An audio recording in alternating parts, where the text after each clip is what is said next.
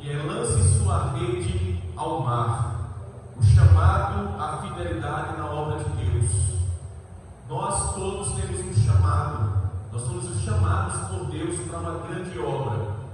Nossa convenção, a Junta de Missões, a nossa convenção, está na campanha de missões estaduais. E o título é: estamos fazendo uma grande obra. Assim como Neemias, ali na construção e reconstrução dos muros de Jerusalém, ele dizia para aquelas pessoas que estavam chamando ele a sair da posição que ele estava, para que ele pudesse ir além descer e atrapalhar naquele momento de reconstrução. Eles não possam descer porque eles estão fazendo uma grande obra. Nós fomos chamados para fazer uma grande obra. O Senhor tem colocado sobre os ombros da sua igreja a maior obra da história da humanidade, que é de ganhar os perdidos, que é pregar Jesus, que é alcançar os corações daqueles que estão à nossa volta. O Senhor Jesus, ele nos deu uma ordem, lá em Mateus capítulo 28, versículo 19, ele disse: eu digo a vocês que vocês devem ir por todo mundo e pregar o Evangelho a toda criatura. Então a nossa missão é a grande obra do Senhor enquanto Cristo não vem. E nós louvamos nessa noite que estamos esperando sobre a volta de Jesus. Enquanto a volta de Jesus não acontece, nós temos uma grande obra a desempenhar. Nós temos um papel muito grande e importante a desempenhar no nosso dia a dia. A cada minuto, a cada segundo, nós estamos rodeados de pessoas que ainda não abriram seus corações para Jesus. E nós vemos em Cristo a autoridade dada por Ele, porque Ele disse: toda autoridade me foi dada, tanto no céu como na terra. Glória a Deus. Mas eu delego essa autoridade agora à minha igreja. Essa obra não é mais feita por outros que não seja a igreja. Não é anjos, não é arcanjos, não é serafins, não é querubins. Essa obra é desempenhada por nós, humanos, carnais, mas cheios da glória do Espírito Santo. Nós temos o ajudador, o consolador, aquele que nos direciona a fazer a obra do Senhor. E só estamos aqui por causa dele. Só estamos aqui nessa noite por causa do Espírito Santo, que nos fez sair de nossas casas, mesmo diante de tanta chuva, mesmo diante de tanta dificuldade, para vir aqui ouvir a palavra do Senhor, celebrar, entoar louvores e cânticos espirituais ao nosso Deus. Mas para quê? Simplesmente para vivermos um momento como qualquer outro de adoração e celebração? Não, para que nós possamos sair daqui moldados pelo Espírito Santo, cheios do Espírito Santo para uma grande obra, que é a obra da redenção. E a palavra do Senhor que eu quero ministrar nessa noite, eu quero ter como base, se encontra no livro de Lucas, capítulo 5. Lucas, capítulo 5.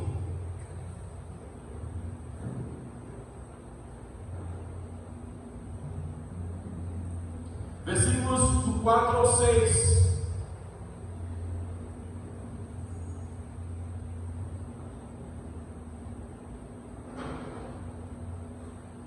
Lucas capítulo 5, versículos do 4 ao 6. Todos encontraram? Diga amém. A palavra do Senhor diz: quando Jesus acabou de falar, disse a Simão: faze-te ao mar alto e lançai as vossas redes para pescar. Respondeu-lhe Simão: mestre, havendo trabalhado toda a noite, nada apanhamos, mas sobre a tua palavra lançarei as redes. Fazendo assim, colheram uma grande quantidade de peixes e rompia-se-lhes a rede. Obrigado, Senhor, pela tua palavra. Fala aos nossos corações nessa noite, Senhor, consoante a tua vontade e a tua grandeza, em nome de Jesus. Que toda glória seja tua, Senhor. Me esconda atrás da tua cruz, para que a honra, a glória, a primazia, o louvor e a adoração sejam do Senhor, desde agora e para todo sempre. O texto que nós acabamos de ler fala do momento de um encontro muito especial de Jesus com o apóstolo, aquele que viria a ser apóstolo, Pedro. Pedro estava vivendo a sua vida como qualquer outro homem, desempenhando o seu papel de pai, de provedor, de trabalhador, daquele que paga as suas contas. Pedro tinha saído de casa naquele dia, um dia como qualquer outro, mas não imaginava Pedro que aquele dia seria um dia diferenciado na vida dele. Não seria um dia como qualquer outro, seria o dia que a vida de Pedro seria transformada. Pedro saiu de casa, como de costume, para desempenhar o seu ofício, e ele era pescador. Ele e seu irmão André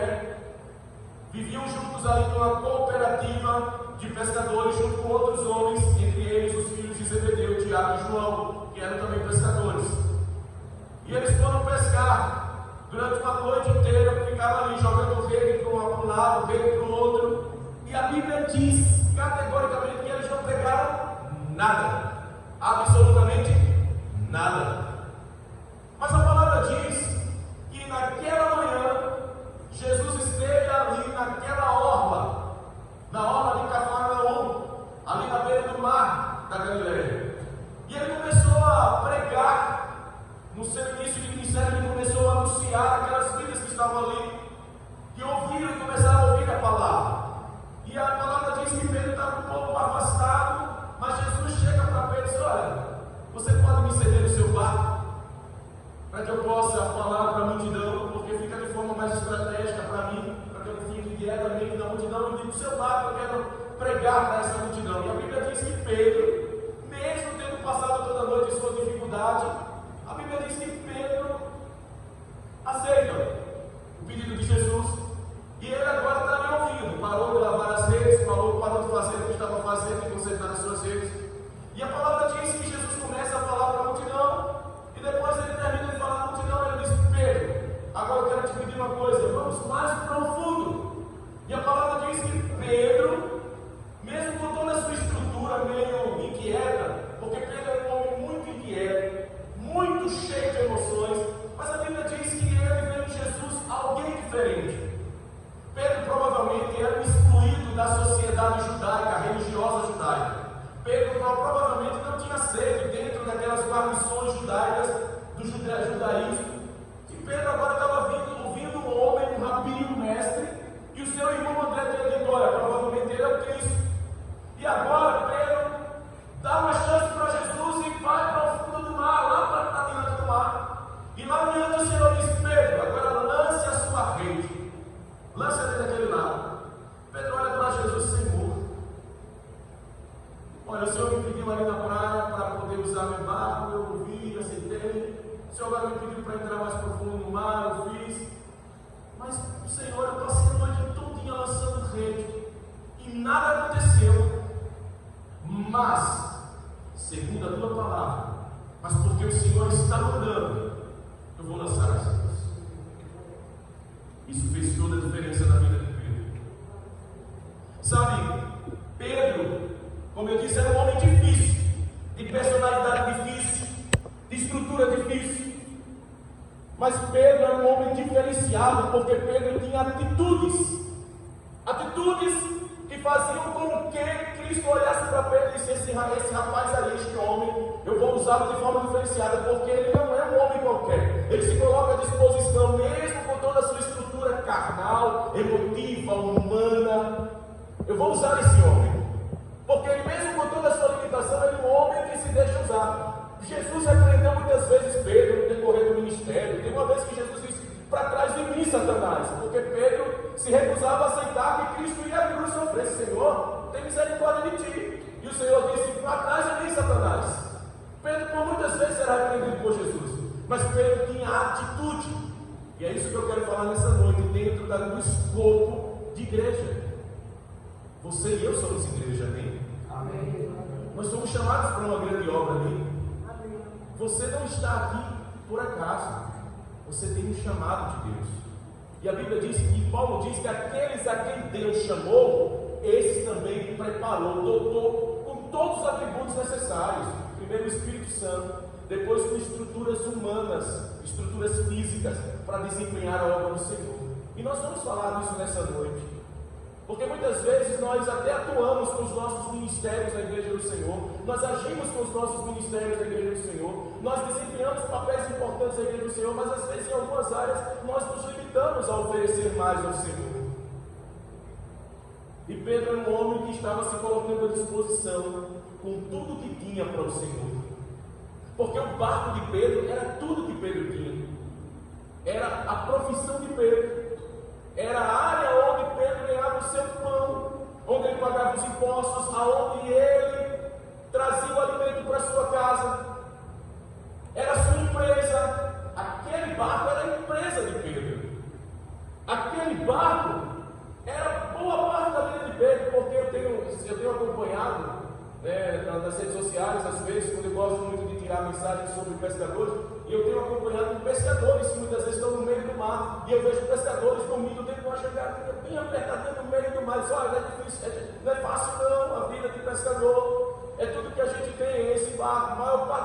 desse barco, dormindo num apertado, um calor. Eles falam que é calorento, aqui em cima é calorento, aqui embaixo, onde a água está batendo, é frio, mas aqui em cima é quente. E eles dormem durante o dia, porque à noite estão lá pegando e pescando, trabalhando pela qualidade. Quando muitos estão dormindo, o pescador está no meio do mar, no meio da negritude, no lugar mais escuro da terra é o mar, você sabia disso? O local mais escuro da terra é o mar. Uma vez eu vi uma plataforma no meio do mar, no meio do oceano. O rapaz disse: olha, a gente vai apagar, você vai ver, a gente não enxerga nada. Eles apagaram as luzes e era um breu que dava medo. Está no meio do mar, sentindo no meio do mar, com um breu gigantesco. Você olhar assim e só ver aqueles barulhos estranhos no meio do mar. Aquilo ali era tudo de Pedro.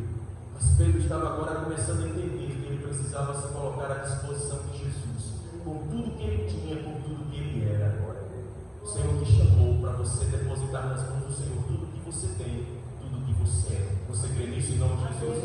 Quantos creem nisso em nome de Jesus? Levanta a sua mão e glorifica Jesus. Você foi chamado para uma grande obra. Você que mora aqui nesse bairro não foi colocado aqui por acaso. Você não está aqui por acaso. Você foi colocado aqui porque Deus tem uma grande obra. Você faz parte dessa igreja porque tem uma grande obra a ser desempenhada nesse lugar. Talvez você se ache pequeno, insignificante. Talvez você se ache até incapaz. Mas a Bíblia diz que o Deus Todo-Poderoso é poderoso para fazer de nossas vidas uma obra poderosa em suas mãos. A Bíblia diz que Moisés, depois que saiu do Egito, ele vagou e foi lá para a terra de Midian. Já passou 40 anos. E quando ele tinha 80 anos de idade, Deus o chamou para uma grande obra. Talvez Moisés pensava: a essa altura da vida, Deus vem falar comigo. Esse Deus dos meus pais, do meu povo, vem falar comigo. Agora, depois eu estou com 80 anos, um velho. Senhor, mande outro. Eu não tenho condições de mostrar isso 7 vezes, mas ele tentou declinar o chamado de Deus em sua vida. Mas ele já vivia uma vida confortável como um pastor, tinha arrancado lá no meio dos galhos um cajado, ele nem imaginava que aquilo seria uma grande ferramenta nas mãos dele, pelo poder de Deus. Só entendeu no dia que estava na frente de um mar, que tocou com um cajado e o mar se abriu. Aquele cajado que ele arrancou do meio dos arbustos para se tornar um cajado de ovelhas, foi o que Deus usou para fazer uma grande obra. Deus quer nos usar para uma grande obra. Deus quer te usar nesse lugar para uma grande obra, mas você precisa estar totalmente disposto para estar disponível nas mãos do Senhor em todo o tempo, mesmo que o tempo seja difícil, mesmo que tudo esteja contrário, mesmo que esteja faltando tudo. Deus quer te usar poderosamente em nome de Jesus. Eu não estou falando para qualquer pessoa nessa noite, eu estou falando para príncipes e princesas do Senhor, instrumentos de Deus. Mas às vezes nós precisamos nos despertar, acordar para aquilo que o Senhor quer fazer em nós e através de nós. Eu me lembro que quando eu fui começar a desempenhar o meu primeiro chamado, eu tinha 26 anos de idade, morava no bairro do Brasil Novo, eu era ministro de música da igreja. Eu desempenhava na igreja um papel, eu era professor de escola bíblica, eu ajudava na dirigência dos cultos, às vezes na rádio comunitária dava eu lá na locução, conduzindo o programa. E um belo dia, eu trabalhando a minha vida, dizimista, frequentador da igreja, tinha uma CIV trabalhando à disposição. Eu me lembro que o pastor Washington era o pastor daquela congregaçãozinha, mas muitas vezes o pastor Washington não ia dar, e ele tinha delegado a direção da congregação para um irmão quase que novo convertido. E esse irmão chegou para mim, logo quando eu cheguei na igreja: meu irmão, eu não passo de um neófito, eu preciso da ajuda de um irmão experiente. E eu estou à disposição, meu irmão, conta comigo. Mas se Deus levantou você para ser o líder dessa igreja, eu estou debaixo da sua autoridade espiritual. Eu tenho mais tempo de crente que você, tem 26 anos. Aquele irmão tem 2 anos de nascido na fé. Era um irmão mais velho que eu na idade humana, mas na idade espiritual eu era mais velho que ele, porque eu tinha nascido na fé, eu nasci dentro de igreja, eu cresci dentro dessa denominação, e com 26 anos estava ali. E um dia, Deus, eu comecei a sentir incômodos. Eu trabalhava na Casa Vieira como repositor, e eu cheguei um dia para comecei a faltava tudo, estava faltando tudo por causa que eu estava em fechamento de loja. Eu trabalhava um domingo e o outro eu estava na igreja, no outro eu estava trabalhando e não estava na igreja, então eu ia na igreja de 15 vizinhas. Eu tinha dons e talentos para desempenhar. Um dia eu cheguei para minha esposa, a gente estava com um filhinho de 2 anos de nascido. E eu cheguei para minha esposa e disse: olha, se eu não deixar esse trabalho e eu não me voltar para a obra, eu sei que eu vou morrer espiritualmente. Eu não fui chamado para isso. Eu sei que tenho papel de desempenhar, tenho dinheiro, tenho isso trazer para casa, sustento. Mas aquela mulher muito de Deus, sabe como Deus colocou na minha vida para ser complemento, não só em tudo na vida, mas principalmente no meu ministério. Ela disse: eu estou com você. E eu cheguei no trabalho e disse: olha, eu quero as contas. Aí fizemos acordo, saí do emprego e fui para a igreja. E eu voltei para a igreja atuando de forma atuante. E a igreja estava numa luta para conseguir terreno lá em Lá. Eu disse: eu vou pegar esse negócio com unhas e dentes. E eu comecei, fui atrás de pegar aquela situação e conseguimos o terreno. E eu fui levar o documento lá na convenção. Quando eu cheguei na convenção, o pastor Lógico orou para mim: se você tem me chamado. Eu tinha sentido isso quando eu era criança. Eu tinha 10 anos de idade, quando eu fui batizado pelo pastor Gilberto Macedo, lá na igreja batista Anunciando, já sentindo. E depois do meu batismo, ele virou para mim e disse: meu bichinho, você tem chamado pastoral. E eu dizia: pastor, não, eu quero cantar, eu quero tocar na igreja. Eu estava começando a gatear com música na igreja. Eu disse: quero tocar, quero cantar, pastor. Não quero não, negócio de pastor não. E depois de tanto tempo eu ouvi do pastor Lógico, eu tinha 26 anos, que eu tinha me chamado.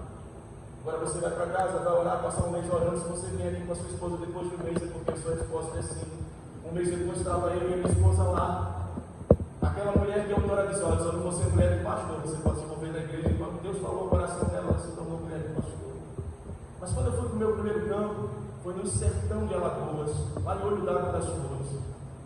As pessoas olharam para mim, eu com 26 anos, meu primeiro campo de atuação, não era ainda pastor, estava fazendo seminário. Disseram: para onde você vai? Eu vou para o sertão. Você é louco, ali é cemitério de pastor, igreja difícil, irmãos, tudo difícil, maior dificuldade financeira, longe da família. Mas se Deus chamou, eu desci para ele, eu não posso mais recuar, porque aquele que coloca a mão no arado e olha para trás não é digno nem para ver.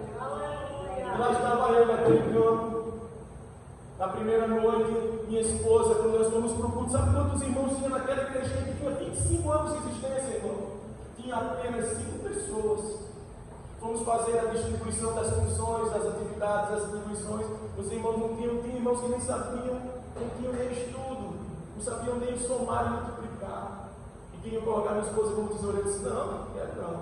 A gente vai ter que arrumar no meio de vocês alguém que foi lá com muita dificuldade assumir a tesouraria. A Adriana, quando chegou em casa, minha esposa chorava, porque nós estávamos saindo de uma igreja de crescimento e fomos assumir uma igreja com muita dificuldade. Mas naquela madrugada, Deus tinha me dado uma visão na casa do pastor lá em Santana do Ipanema, como eu deveria executar a obra do Senhor e qual era o caminho que eu deveria ser levado para aquela igreja crescer. Quando eu cheguei naquela igreja, que eu fui visitar a igreja pela primeira vez, nasci uma visão, um sonho que Deus me deu na madrugada, na casa lá de Santana do Ipanema, na casa pastoral. Eu vi a igreja do mesmo jeito, Deus foi confirmando. E quando nós passamos ali, passamos 1 ano e 8 meses, e aquela igreja cresceu muito, uma igreja que chegou a 150 pessoas. Só saímos lá porque minha esposa ficou muito doente, eu precisei vir mais para perto do Maceió. Foi quando nós fomos para o nosso segundo campo, que foi São Luís. Mas o que eu quero dizer com isso, para podermos entrar na palavra, eu estou apenas adentrando, isso é apenas a introdução. Deus quer falar com você nessa noite, algo muito poderoso. Deus quer usar você, mas Ele quer usar você por completo, em tudo. Você está disposto a isso em nome de Jesus? Você está disposto a contribuir com essa igreja, e ver essa igreja, sabe, crescendo, essas cadeiras sendo tomadas por vida, sabe? Eu já vejo pelos olhos da fé aqui, uma alma que aceitou Jesus, já está sentada aqui, a segunda já está aqui, a sexta, a oitava, sabe? Todas essas cadeiras sendo tomadas, tem que colocar nas cadeiras, porque aqui não vai caber. Mas tudo isso, eu já tenho isso no mundo espiritual, mas nós precisamos ser obedientes. Eu fui obediente no meu chamado, quando eu fui para Olho d'Água das Flores. Eu arregacei as mangas, e aquele grupo que estava ali muito pequeno disse: estou com você, pastor. Eu encontrei um grupinho, mas um grupinho fiel, um grupinho que estava junto, não dizia assim: o que está precisando fazer, vamos fazer junto. Quando a hora de dizimar era fiel, quando era hora de ofertar era fiel, quando era hora de estar junto era fiel, quando era em todo o tempo estava ali, o povo não abria mão, estava junto. Eu me lembro que nós começamos a sonhar por um terreno, porque a nossa igreja parecia uma taperazinha, uma igreja tão pequenininha, um templo, e lá no início da cidade, era uma principal, mas era lá no início da cidade, um local esquisito. As irmãzinhas que iam para lá, que iam passar por locais esquisitos para chegar lá naquele local. Eu dizia: Senhor, dá para a gente um terreno. para eu tirar o povo de lá e trazer o povo mais para a parte central. Um belo dia eu estou em casa, chegou um menino, que eu ganhei esse menino para Jesus no bate-bola, porque Deus tinha me dado uma estratégia. Eu cheguei em Olho d'Água, eu tinha gravado uns 2 meses antes um monte de CDs, 50 CDs naquela época CD, né? Eu gravei 50 CDs de Catedral e Novo Som. E eu não sabia por quê. Eu estava gravando. Para que eu estou gravando esse monte de CD? Eu vou vender, vou ganhar dinheiro com isso. Mas eu gravei e deixei lá. Quando eu cheguei na cidade de Olho d'Água, eu disse: eu quero mudar esse negócio. Aí eu cheguei lá no bairro chamado Nova Brasília. Lá estava um campão de futebol, um monte de jovens jogando no campo. Aí eu cheguei lá no meio daqueles jovens, fui me apresentar. Isso aqui é o pastor da Igreja Batista, estou chegando aqui na cidade, queria me apresentar, queria me aproximar de vocês e tal. E eu disse: olha, no sábado eu vou fazer um grande encontro de jovens lá, e eu queria convidar vocês, mas eu queria antes dar um presente a cada um de vocês. Eu queria dar um CD. Aqueles jovens falaram: nunca ninguém me deu nada. E eu comecei a dar para cada um aqueles CDs que eu tinha gravado 2 meses antes. Agora eu queria que vocês, no sábado, estivessem conosco num congresso que eu vou abrir de jovens. Não tinha congresso de jovens, eu inventei na hora, falei: Deus. Quando foi no sábado, a igreja estava tomada de jovens, lotada de jovens. Aqueles jovens todos que eu tinha dado CD foram. Naquela noite, 30 aceitaram Jesus. Foi uma festa. E entre esses 30 tinha um menino chamado João Paulo. Ele tinha um problema de deficiência no olho. Ele não enxergava com o olho. E um dia ele chegou lá: pastor, os donos da fazenda ali estão abrindo terrenos ali, pastor. Está abrindo terrenos. E ele está loteando. Você não quer dar uma olhada não, já que o senhor está orando tanto por terreno? Eu disse: eu vou lá olhar, mas eu não tenho. Já desci lá no terreno. E ele tinha pego a parte da fazenda, um homem muito rico, de várias fazendas, uma fazenda, e ele começou a lotear. E quando eu cheguei lá, eu disse: bom dia, sou pastor da Igreja Batista. Eu disse: pois não, pastor. Eu falava assim: pois não, pastor. Eu disse: é porque eu queria ver o preço do seu terreno, eu estou querendo comprar um terreno para a nossa igreja. Se veja aí, pastor, o que é que o senhor quer? O senhor manda. Eu disse: é porque eu queria ver o seguinte. Aí eu olhei, e lá na frente tinha uma rua que ele já estava abrindo, que seria a rua aqui, uma rua lá, né? Mais outras ruas. Eu disse: mas o terreno daqui dessa rua para aquela outra rua. Ele disse: olha, daqui para lá dá 50 metros. 50 metros? Eu disse: era mais ou menos esse tamanho que eu quero, 50 metros. Aí ele disse: e a rua? Aí disse: olha, aquele terreno lá já tem dono, aquele não tem dono, mas todinho aqui não tem. O senhor quer me pedir? Ele pediu, deu 30 metros de terreno no fundo. Era 30 por 50. Eu disse: pois é, eu queria esse terreno, quanto é? Ele calculou lá, disse: 5 mil reais. Está barato, mas não tem dinheiro. Eu olhei para ele e disse: eu não tenho dinheiro. Eu não tenho dinheiro agora, mas se o senhor me der 5 dias, eu levanto o dinheiro. É o seu, pastor. Bota aí, é do pastor, bota a plaquinha dele, da igreja. Liguei para a convenção: pastor, eu consegui um terreno. Consegui um terreno, e aí? Só olha, 30 por 50. Quanto é? 5 mil. Está barato, comprei. Quanto você tem caixa? Não, só tenho a fé. Ele disse: você consegue vender o prédio antigo lá onde a igreja está reunida? Vendo? Saí correndo e liguei, na época a gente não tinha celular, era o orelhão. Liguei o orelhão, corri. Do lado daquela igreja, que era a capelinha, tinha um negócio de motos. E eu cheguei no dono, porque eu sabia que aquele cara tinha um olho no prédio da igreja, porque ele queria fazer um depósito. Eu cheguei: João Machado, você quer comprar não o prédio aqui da igreja? O pastor tinha dito para mim uma venda por 11 mil. Se você vender por 11 mil, está fechado. O pastor tinha dito para mim. Cheguei lá e disse: quero comprar o prédio aqui do lado, estou vendendo. Ele disse: está vendendo quanto? 15 mil. 15 mil está caro, pastor? Não, pode não. 8 mil. Não, também 8 mil não. Dou 14, por 14. É só, pastor, não pode esse negócio barato. Vamos fazer o seguinte: então eu vou dar 13. Isso é seu. Voltei no muro aí, eu disse: pastor, já vendi o prédio. Já vendeu o prédio. Segunda-feira o dinheiro está na sua conta. O dinheiro estava na minha conta, eu passei para o rapaz. Aquela igreja foi construída um prédio, um templo, uma casa pastoral nos fundos. Mas eu não cheguei a gozar da casa, mas o sonho de Deus foi executado através de vocês. Nós estamos recebendo a pandemia. 1 ano e 8 meses depois, eu estava saindo dali e fui para São Luís de Pitum, meu segundo campo de educação. Mas o que eu quero dizer com isso, adentrando a palavra dessa noite: Deus tem nos chamado para uma grande obra. Olha para a pessoa que está falando assim: Deus está te chamando para uma grande obra. Mas primeiro, lance a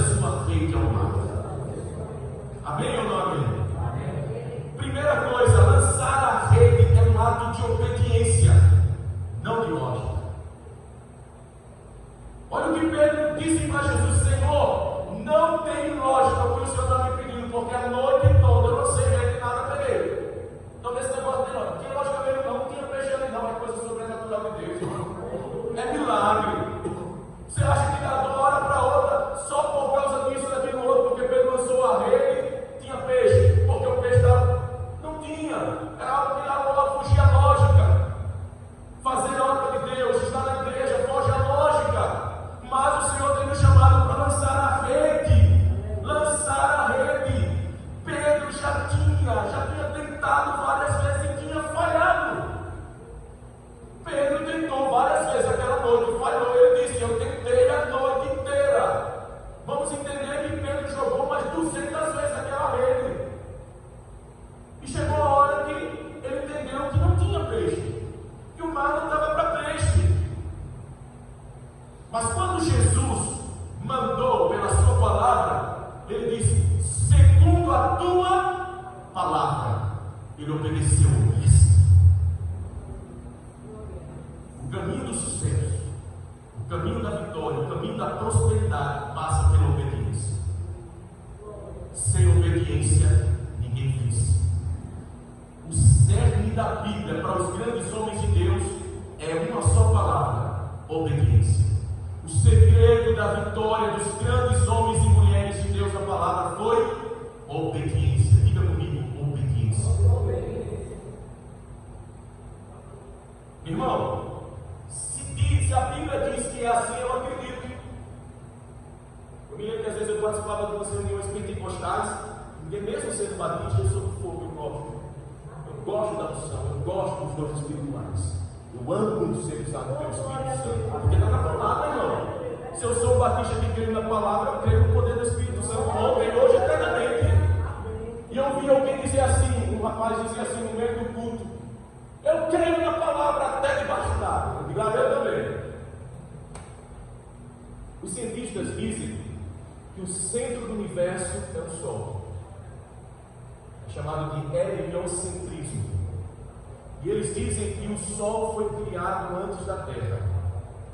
Mas mesmo que eles digam isso, eu fico com a Bíblia, porque a Bíblia diz que a Terra foi criada antes do Sol. Só no quarto dia é que o Sol vai ser criado. Então o Sol foi criado depois da Terra. Pode chegar todo cientista para mim dizer assim: o Sol foi criado antes da Terra. Eu fico com a Bíblia. E me prove. Você já chegou perto do Sol, já estudou o Sol, já tocou no Sol, para poder você dizer para mim com toda a categoria que ele foi criado primeiro. Mas o meu Deus, segundo a sua palavra, em Gênesis capítulo 1, diz que o Sol e a Lua, os dois luminares, um que governa o dia e o outro que governa a noite, foi criado no quarto dia depois da Terra. Porque lá no primeiro versículo diz: no princípio criou Deus os céus e a terra. Eu fico com a Bíblia. Então eu prefiro obedecer a Bíblia. Isso é algo de fé. E fé é algo que foge à lógica. Foge à lógica, a fé. Porque se houver lógica, não é fé. Onde existe lógica, não existe fé. Ou uma ou outra. Quando uma chega, a outra sai. Quando a fé chega, a lógica sai. Quando as pessoas chegaram para Jesus, logo depois de ter curado a mulher do fluxo de sangue, chegaram para Jairo: Jairo, deixa o mestre inquieto, porque a tua filha já morreu. Jesus bateu no ombro de Jairo e disse: Jairo, creia somente, tua filha não está morta. Ele chegou na casa, as pessoas estavam tudo chorando. Ele disse: podem parar de chorar, a menina não está morta. E começaram a rir dele. O texto é claro, zombaram de Jesus, como se fosse: ela está morta. E chega esse louco para dizer que ela está viva. Mas ele disse: creia tão somente, porque quando a gente crê, a lógica vai embora. E eu disse que Jesus entrou com seus discípulos, chegou para a menina e disse: menina, vim te digo, levanta-te. E a menina se levantou. E foi um grande marco de vitória naquela casa. Isso é algo de fé, obediência. Ele nos chama nessa noite para sermos obedientes. Porque sem obediência não existe serviço ao Senhor. Porque sem obediência não existe estarmos na presença do Senhor. Deus está nos chamando à obediência. Deus está nos chamando para sermos obedientes.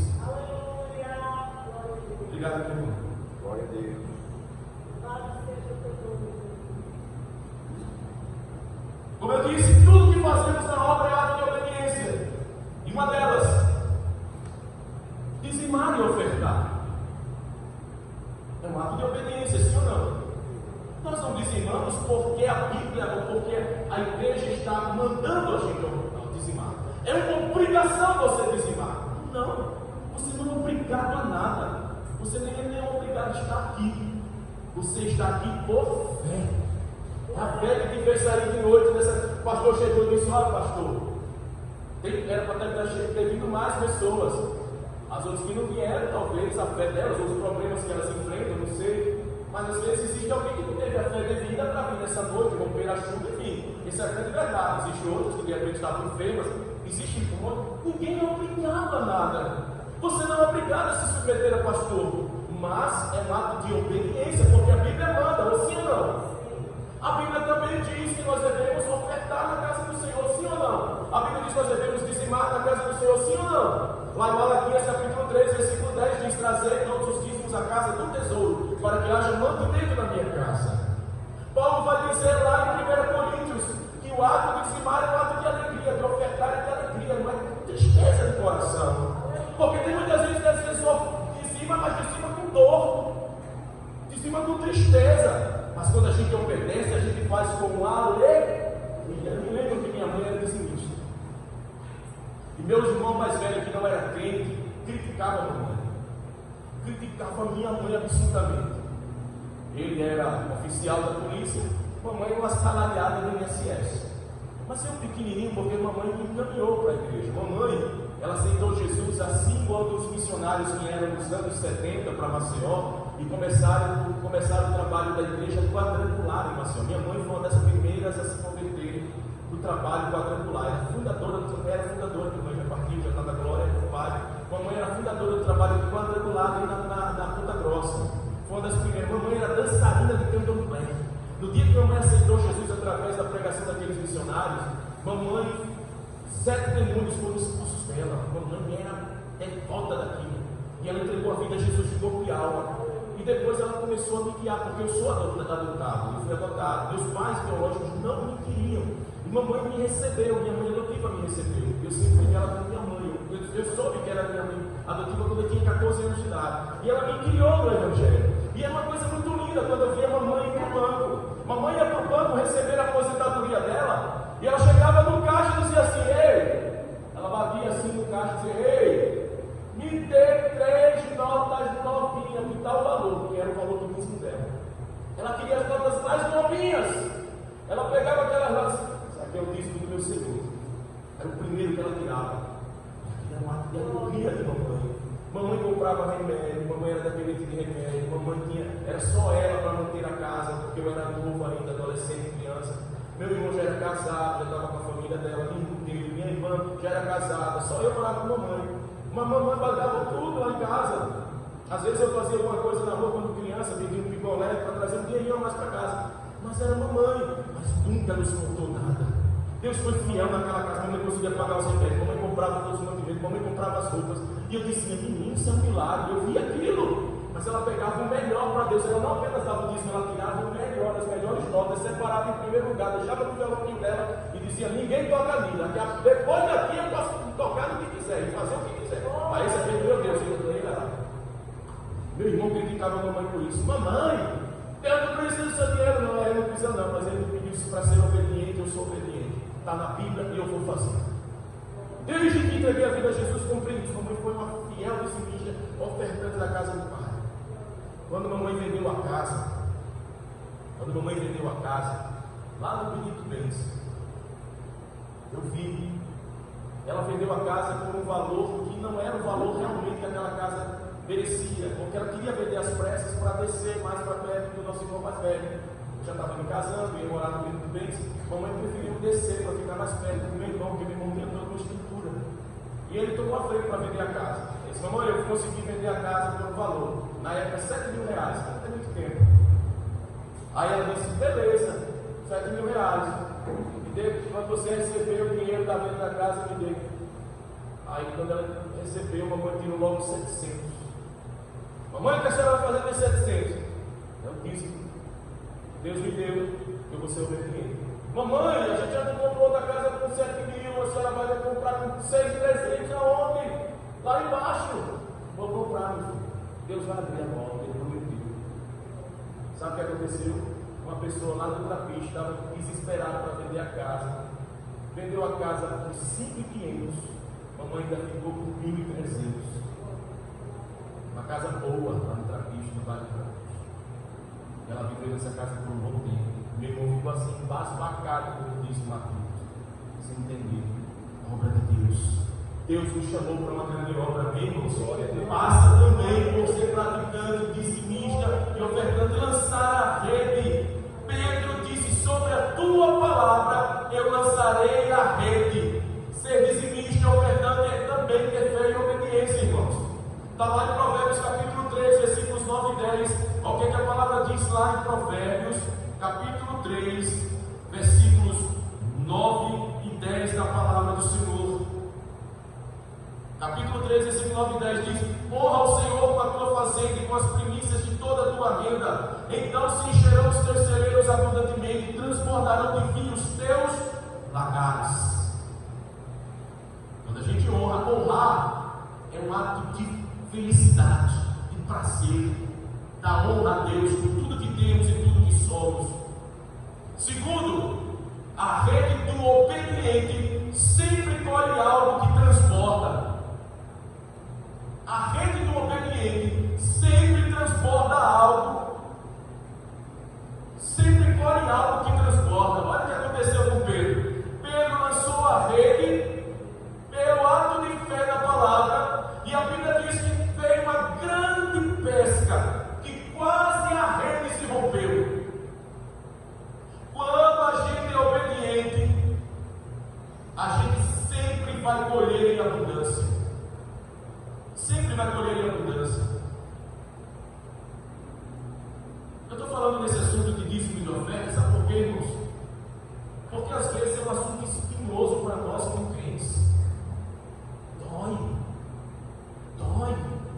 Dinheiro é uma coisa delicada. E a gente tem visto muito nos últimos tempos na internet, falando que negócio de dinheiro. Jesus falou tanto de dinheiro. Jesus disse que muitas vezes o homem olha tanto para as riquezas que a riqueza se torna um Deus na vida do homem. O homem olha tanto para as coisas desse mundo, para o que ele tem, o que ele vai possuir, que muitas vezes isso se torna um Deus chamado Mamon na vida do homem. Paulo diz que nós devemos possuir as coisas, mas isso não deve ser o ato final do nosso prazer. Sabe por quê, irmãos? Porque nada daquilo que conquistamos no mundo físico é a verdadeira felicidade. A verdadeira felicidade é Jesus reinando em nosso coração. Sabe por quê? Porque eu vou dar um exemplo. Quando eu fui comprar meu primeiro carro, eu queria habilitação, aí eu comprar um carro, eu tenho sonho de ter meu primeiro carro, e aí não sei o quê, aí já ficava aquela coisa. Quando eu fui na concessionária, comprei o carro, aí cheguei de novo, saí do carro, aquela alegria, aí chegava em casa, aí eu cuidava do carro, zelava pelo carro, passou uma semana, passou 2, passou 3, quando os meses foram passando, aquele mesmo sentimento do início começou a ir embora. Já notou isso? Às vezes a gente quer comprar uma casa, a casa dos sonhos, aí a gente compra a casa, constrói a casa, ou constrói a casa, ou compra a casa, já pronta, e fica naquele prazer. Quando passa os anos, a gente, vou vender essa casa, vou comprar em outro canto. Porque as coisas, elas não trazem felicidade, elas trazem contentamento. Felicidade é um ato perpétuo, e esse ato perpétuo só se encontra em Jesus. Por isso que ele é a verdadeira felicidade. Quando a gente coloca nosso coração nas coisas, essas coisas não trazem felicidade. Os homens aí fora estão buscando felicidade nos prazeres, nas orgias, no dinheiro, na fama, nos status. No final das contas, eles usam isso como amuleto, como muletas. E no final das contas, essas coisas começam a perder o sentido, e elas daqui a pouco entendem que parece que a vida perdeu o sentido também, porque ela fez disso tudo a sua vida. E daqui a pouco existem pessoas tirando a própria vida, porque parece que não tem mais prazer. Pessoas cheias de saúde, mas elas estão sem esperança, sem felicidade. Sabe, irmão? A felicidade é Jesus. E tudo que temos está nas mãos do Senhor.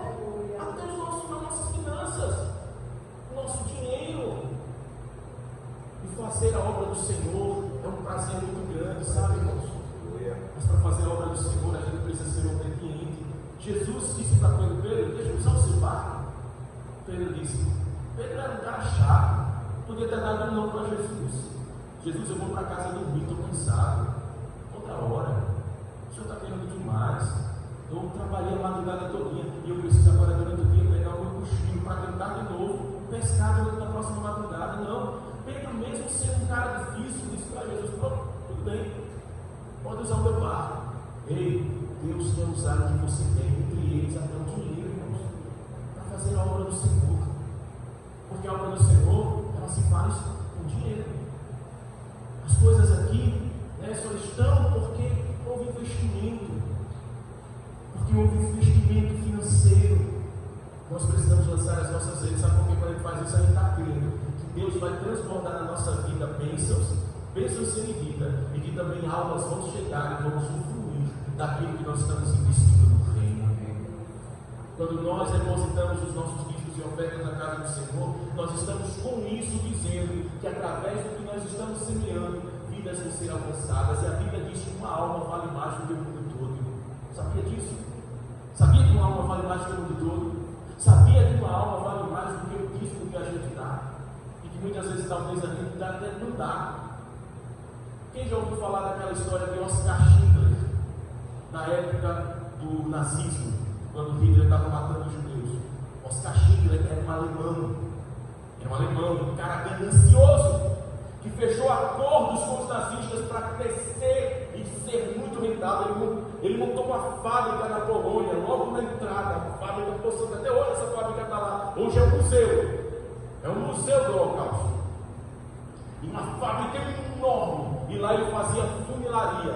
Ele fazia panelas, fazia capacetes, fazia todo tipo de coisa de ferro e aço. E Oskar Schindler era um cara mulherengo, traía a esposa, uma mulher que cuidava dele, mas era um cara, sabe, muito carnal, muito desejoso por dinheiro, e fechou grandes contratos com os nazistas. Fazia parte do partido nazista, então ele tinha privilégios.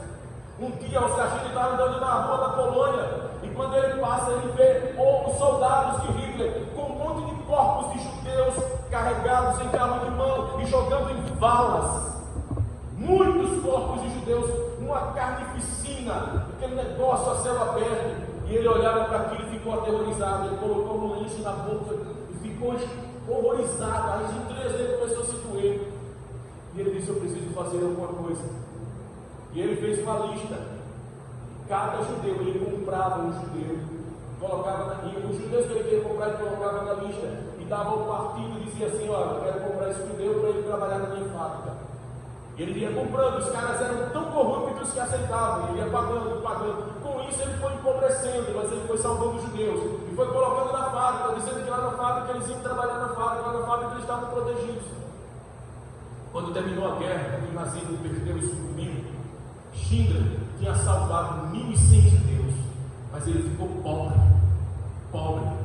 No dia que a colisão entrou em Berlim, entrou na Polônia, Oskar teve que fugir, porque ele fazia parte do partido nazista. Ele ia entrar no carro, estava uma multidão de judeus no pátio da fábrica, esperando ele sair, todos chorando porque ele estava saindo, mas gratos. Ele olha para aquela multidão, o rapaz que era o braço dele, que era judeu, olhou para ele e ele disse: eu podia ter salvado mais. Essa aliança de ouro, eu poderia ter salvado pelo menos mais um judeu. Esse carro, eu poderia ter salvado 10. E ele começa a chorar: eu poderia ter salvado 10, eu salvei. E ele estava pobre. E aquele judeu olhou para ele e disse: tome, um anel. E nele estava escrito as palavras do Talmud, que diz assim: quem salva uma vida, salva o mundo todo. Você salvou 1.100 e vão continuar na história. Ele ficou pobre, mas ele salvou vidas. Quando a gente investe no reino, a gente salva vidas, irmãos. E sabe o que vai acontecer naquele grande dia, quando você chegar no céu?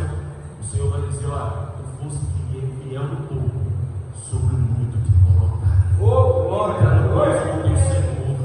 Irmãos, é preferível muitas vezes a gente sair daqui dessa terra pobre para chegar no céu rico de vidas e almas, de investimento no reino. E o Senhor diz: vem, servo bom, serva boa, fiel. Sobre pouco foste fiel, sobre muito te colocarei. Entra no gozo do teu Senhor.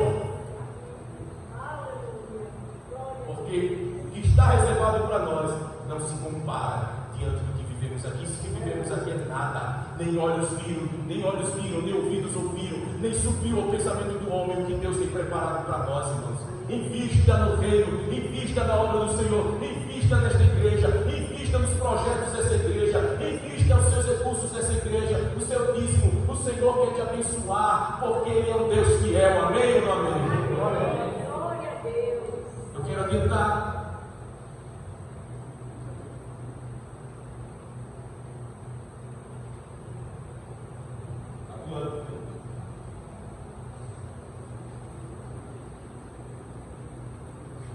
Terceiro ponto: dízimos e ofertas revelam o coração daquele que confia no Senhor.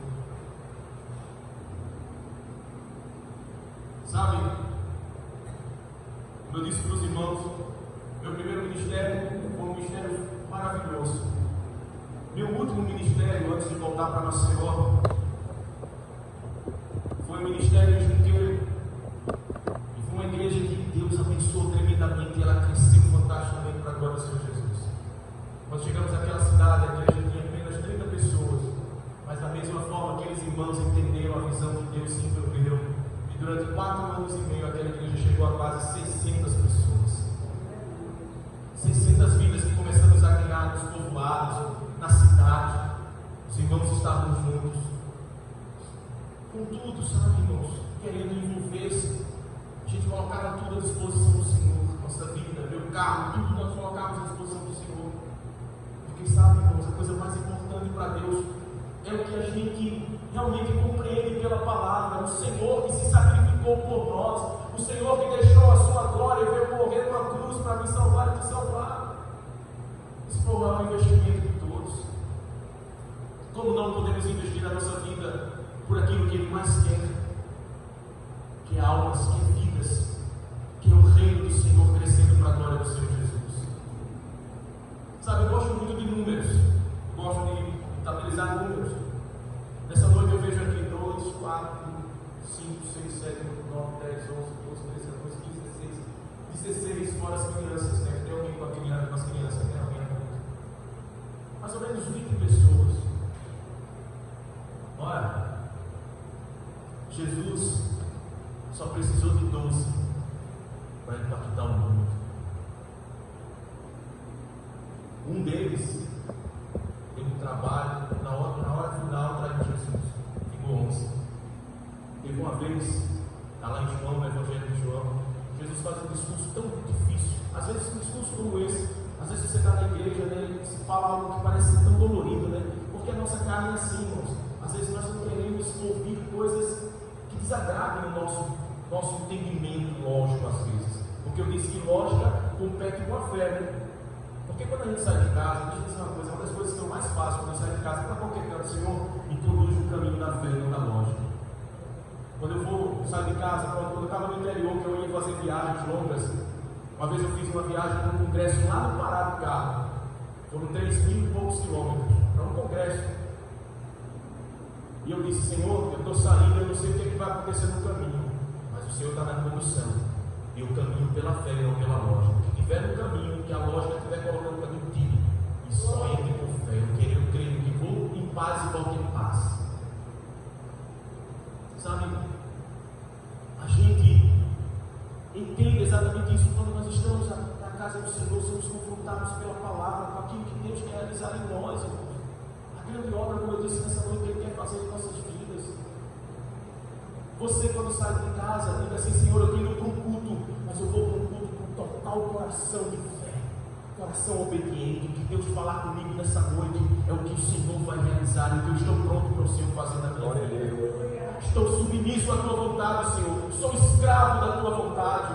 Estou me submetendo à tua vontade. Uso o louvor, uso o ministro do louvor. Nessa noite foram louvados aqui louvores maravilhosos que tocaram o nosso coração. Imagina, eu acredito que tocou o coração do Pai, porque foram oferecidos ao Pai. Mas nós estamos aqui para receber também. Dar ao Senhor primeiro e depois receber. mas é receber totalmente. Ninguém pode entrar na obra do Senhor 99,9%, irmão, só entra 100%. Deus só aceita a totalidade, irmãos. Deus não aceita que a gente se limite a dar coisas que a gente fica na nossa consciência. Eu não estou falando nesse sentido agora de dinheiro, eu estou falando do nosso coração. Às vezes a gente dá ao Senhor 99,9% e quer que Deus realize o 100%. Deus quer totalidade da nossa vida. Em outras áreas, como disse, ele pede 10%, como já está lá na palavra. A oferta voluntária, que é o que está no seu coração. Obediência. Eu sou contra, muitas vezes alguém chegar no culto e dizer assim: você tem que dar um dízimo porque é obrigado. Não, não é obrigado não. É ato de fé.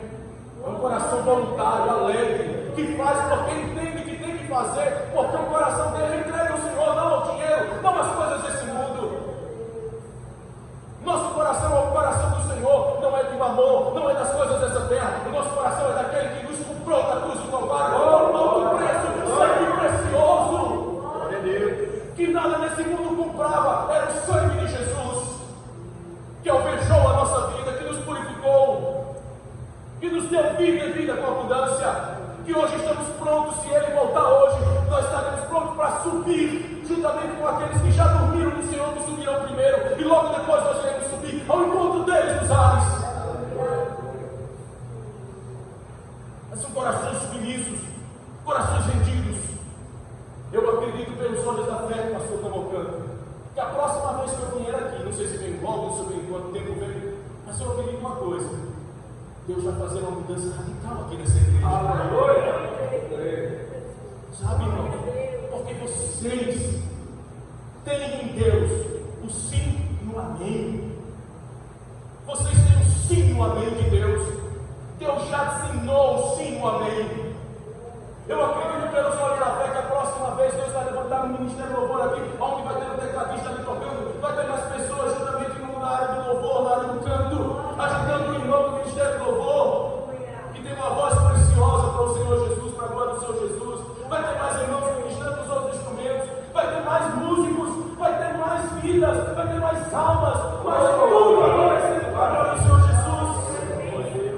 Se você crê, glorifica o nome do Senhor, celebra o Rei. Sabe por quê, irmão? O mar dá para peixe, irmão. O mar dá para peixe, irmão.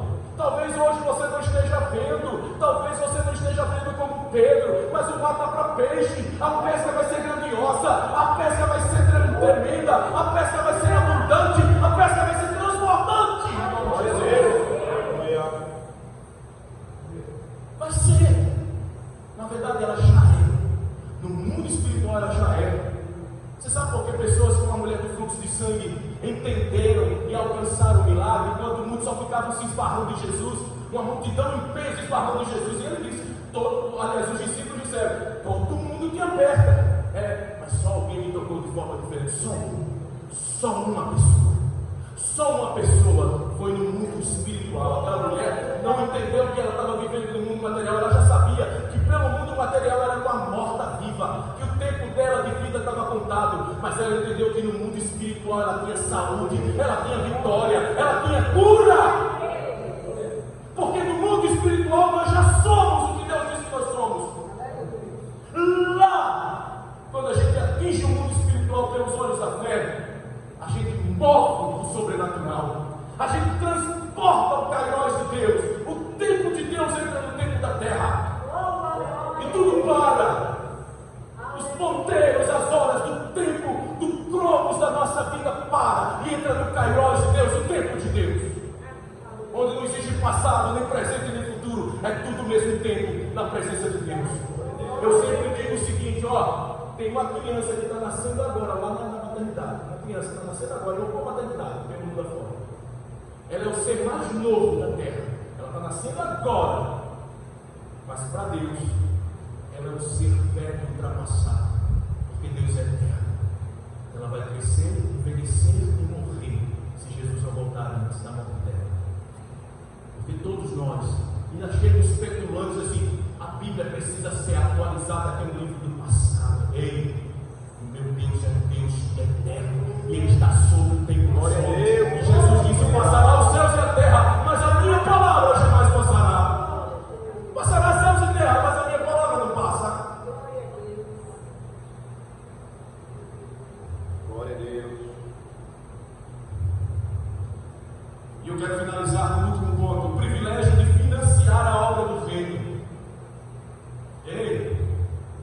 sabia que é um privilégio?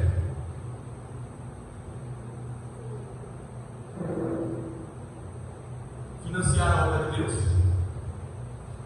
Eu me sinto privilegiado quando eu oferto em cima. Porque Ele me deu, tudo é dele. Tudo é dele. Eu não sou nada. Tudo que tenho é dele. Eu consagrei tudo a Ele. Eu consagrei meus filhos, minha esposa, meu casamento, minhas finanças, os bens que eu tenho hoje, que vou ter amanhã, tudo que tenho, tudo que sou, tudo que serei, terei, já consagrei ao Senhor. É um privilégio. Sabe, irmão? Só quem entende que Deus, o Deus a quem nós servimos, só quem realmente entende que esse Deus é um Deus grandão, poderoso, onipotente, onipresente, onisciente, entende o privilégio de servir esse Deus. Como a gente está com umas religiões por aí que adoram um Deus de fachada.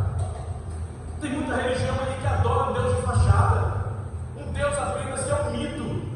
No passado houve religiões que adoravam deuses mitológicos que não existiam, mas só existe um Deus único, verdadeiro e vivo e eterno. É Jeová Rafá, o Deus que cura. É Jeová Nissi, que é a nossa bandeira. É Jeová Jireh, o Deus que provê. É o Deus que Sidonu, o Deus que é a nossa justiça. O Deus El Shaddai, o Deus Todo-Poderoso. O El Shammah, o Deus que está aqui presente entre nós. É um privilégio. Sabe? Quando você oferta de cima, Pedro entregou tudo o que tinha. Logo depois dali, sabe o que Pedro faz? O que todos nós devemos fazer. Quando ele vem para a praia, lembra que ele queria pescar? Não é isso que ele queria? Ele queria muito pescar, né? Tentou de todas as formas, não é isso? Quando ele chegou na praia, ele jogou tudo de lado. Se ajoelhou diante do Senhor e disse: Senhor, se afaste de mim que eu sou um miserável, pecador. O Senhor bateu no ombro deles: levante, porque a partir de hoje você vai ser um pescador de homens. E a Bíblia diz, sabe o que o texto diz? Ele deixa tudo e segue o Senhor. A partir daquele dia a vida de Pedro não seria mais a mesma.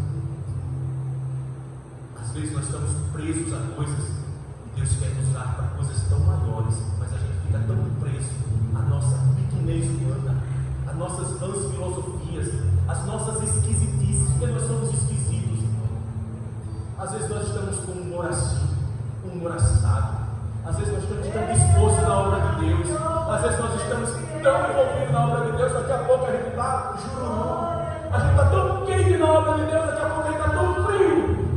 Sabe? Às vezes a gente está tão cheio de vontade, daqui a pouco a gente é esquisito. Mas são os esquisitos que Deus quer usar. Bem-vindo ao grupo, bem-vindo ao time. Pedro também é esquisito, igual eu e você. Pedro é esquisito, lembra? Pedro, o Senhor vem andando sobre as águas. Pedro é o que diz: é o Senhor mesmo? É, sou eu. Se é o Senhor que manda eu subir andando das águas, venha nessa fé. Está ousado, foi. Quando ele pisa na água, está sólido. Isso é fé. Isso é fé. Pedro é um esquisito, mas que tem atitude, é obediente. Quando ele pisa o pé na água, está sólido. É coisa sobrenatural. Glória a Deus. É fé pura. Quando ele pisa, está sólido. Ele é o único homem depois de Jesus que andou sobre as águas. O esquisito, o cheio de problema, foi o único. Deus gosta de fazer isso com os esquisitos, com nós, problemáticos, mas que temos um coração que se dobra e se torna obediente. Deus te chama nessa noite para ser obediente. Não saia daqui nessa noite sem ter um coração obediente. Se você tem estado assim, Deus te está chamando ao renovo, ao novo de Deus. Sabe por quê? Porque nessa noite Deus quer depositar em você um vinho novo. E Ele só deposita vinho novo e não destrói, Senhor Jesus. Sabe por quê? Jesus disse que odre velho não se porta vinho novo, porque o odre rompe, o odre velho rompe e perde o vinho. Ei, Deus quer te usar de uma forma tão tremenda, tão poderosa que você não imagina. Eu aqui nunca imaginei que eu pudesse ser um instrumento na presença do Senhor. Eu sou um esquisito, eu cometi erros na minha vida, e por causa dos meus erros, sabe, eu passei 8 anos lutando com Deus, dizendo: Senhor, não me use mais esse esquisito, não use mais a mim. o Senhor disse: a minha graça te basta. Eu te chamei para uma grande obra. Eu chamei você para o meu reino. Você é meu. Você não é de si mesmo. Ei, você não é de si mesmo. Um dia estou eu saindo de casa e tinha um rapaz amigo meu que eu fiz uma amizade com ele. Quando eu passei, ele estava num bar. E eu passei com meu filho para ir numa loja. E ele disse: Fernando! Quando eu olhei, o rapaz estava no bar, ele estava em outro lugar. Eu disse: Fernando! Eu voltei, parei. E na hora o Espírito Santo, como muito atrás, ele não já estava falando, mas agora ele voltou a falar no meu coração, dizendo: essa vida precisa de mim. Você vai para casa, vai orar e vai dizer assim, ó, vai ligar para esse rapaz: Fernando, hoje à noite eu vou fazer um encontro aqui na minha casa. E Jesus mandou dizer que você é a pessoa especial que Ele quer que esteja aqui conosco. Eu fiz à noite uma reunião de obediência a Deus na minha casa. E disse: Fernando, quero fazer um convite especial aqui na minha casa, porque a gente vai fazer um encontro aqui de gratidão, um enxerto, um encontro de gratidão. Se eu vou, esse rapaz foi e ele entregou a vida a Jesus. E eu caí em lágrimas. E esse rapaz agora está trazendo outros para Jesus. E lá em casa agora é uma pequena igreja. Não é uma igreja, porque eu não tenho vontade de servir o reino. Eu pego aquelas vidas e levado para a igreja Batista Frutos da Graça, lá do Ouro Preto. Estão indo para a igreja. Sabe por quê? Porque Deus nos chamou para isso, irmãos. Saia daqui nessa noite decidido. Amém? Olha para a pessoa da sua assim, ó, saia daqui essa noite decidido em obediência. Glória a Deus. Se você tem dificuldade em dizimar, em ofertar, faça um compromisso nessa noite com o Senhor, dizimista, ofertante fiel na casa de Deus. Faça essa prova. Ele diz: faça prova de mim. O Senhor diz: faça prova de mim. Não é que você vai testar Deus, mas quando você é fiel, Deus não deixa de ser fiel na sua vida. Mesmo quando você não dá, Ele continua sendo fiel. Imagine quando você passar a dar, quando você passar a ser fiel, quando você passar a ser alguém que chega aqui com alegria e entrega todo mês. Sabe por quê? Porque vai ter um missionário lá no sertão que vai ser abençoado por você e você não sabe. Aí o Senhor diz: esse meu filho e minha filha, com essa ofertinha, mesmo com esse dízimo pouco, abençoando o filho meu, a filha minha, que está lá no front, trabalhando para ganhar vidas lá no sertão, que está precisando de sustento. Ei, eu vou derramar